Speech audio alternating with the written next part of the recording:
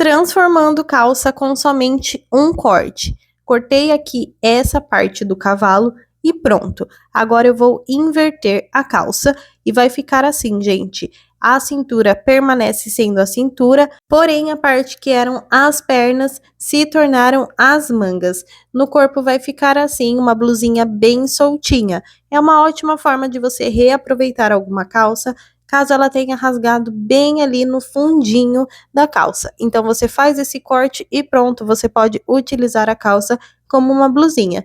E ali no decote é bom você fazer uma bainha para não acabar desfiando o tecido. Se você gostou dessa ideia, salva o vídeo para não esquecer depois e segue o perfil, porque aqui tem vídeos novos com ideias como essa todos os dias. Espero que você tenha gostado e se você gostou, não esquece de conferir os outros vídeos já disponíveis aqui no perfil com outras ideias. Eu vejo você no próximo vídeo.